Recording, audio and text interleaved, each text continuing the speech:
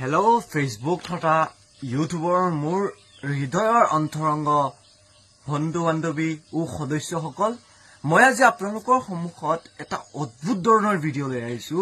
যিটো ভিডিঅ' দেখিলে আপোনালোকেও আচৰিত হৈ যাব। মানে আমাৰ এনেকুৱা এখন পিছপৰা এলেকাত, পিছপৰা অঞ্চলত এজনী সৰু ছোৱালীয়ে ইংৰাজীত এটা সাধাৰণ এটা ফুল এটা আমি সাধাৰণ বুলি ভাবো, এই ফুলটোৰ বিষয়ে এনেকুৱা ধৰণে এক্সপ্লেইন কৰিছে, আপোনালোকে চাই তবত মানিব।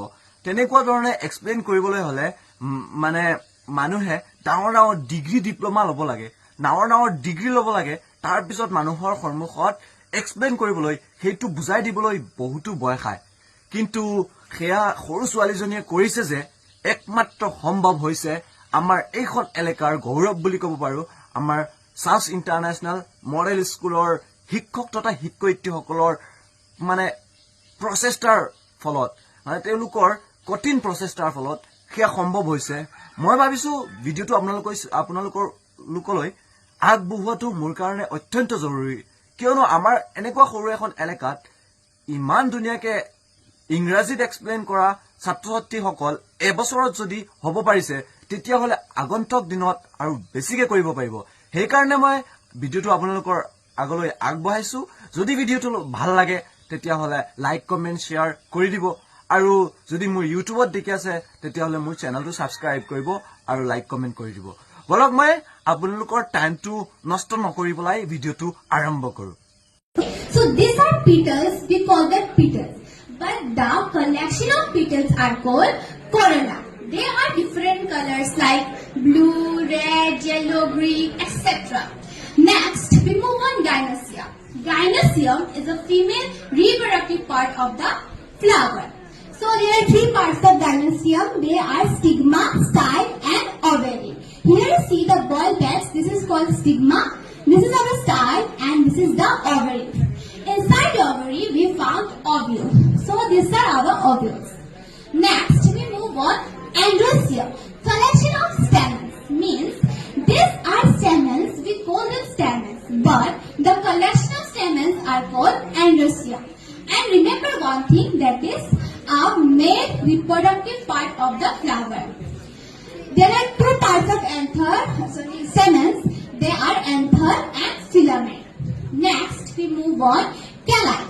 Collection of sepals, means these are sepals, but the collection of sepals are called calyx. And most of the time calyx or sepals are green in color. Next we move on pedicel. Stalk of flower, or we can also say it holds the flower, or the stalk of flower is called pedicel. Then we move on receptacle. Base of flower on which floral organs are arranged. So floral organs, what are floral organs?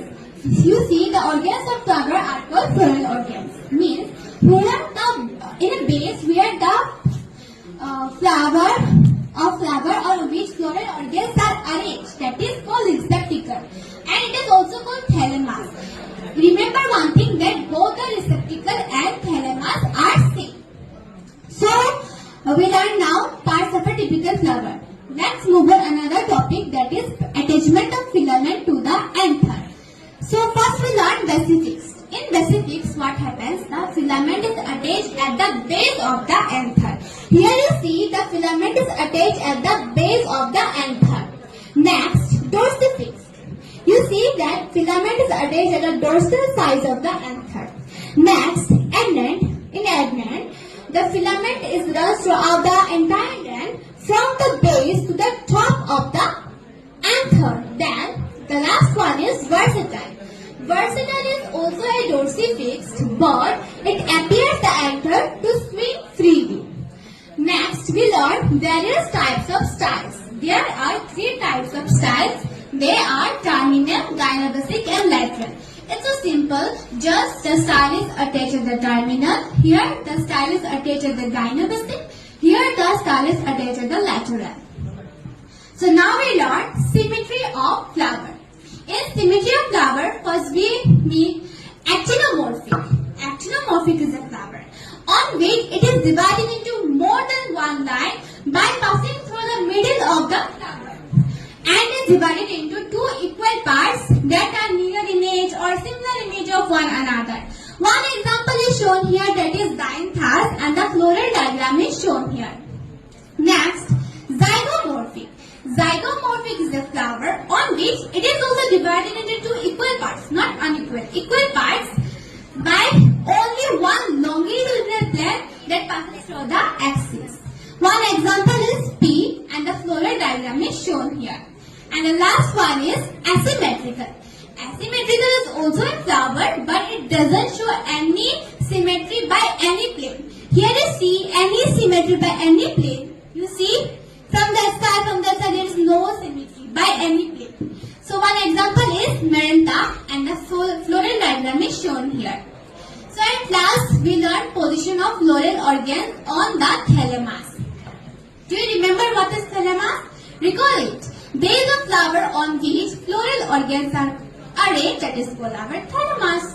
So now we learn the position of floral organs on the thalamus.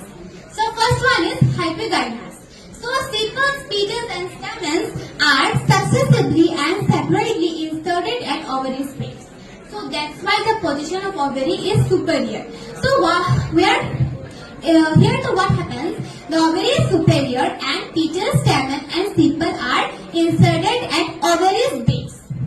Some examples of hypogynous are hibiscus, chytras, brassica, etc. And the diagram is shown here. Next, perigynous. Sepals, petals and stamens are inserted on the thalamus at the level of the ovary. So that's why the position of ovary is semi-inferior or inferior? Semi-inferior. So here the position of ovary is semi-inferior and petal, stamen and sepal are inserted on the thalamus at the level of the ovary. For example, prunas, rosa, etc. And the last one is epigynous. So position of ovary is inferior and sepals, petals and stamens are separately and successively inserted on thalamus above the ovary. So here what happens? The ovary is totally inferior and the stamen, petal and sepal are above the ovary. Some examples of epigynous are sunflower, cucurbita, etc. And the diagram is shown here. So these are the structure of a flower. So what we learned today? We learned parts of a typical flower, attachment of filament to the anther, various types of styles, symmetry of flower, position of floral organs on the thalamus. I hope you understand it clearly, and thank you for giving me a chance to explain you the structure of flower, and have a nice day.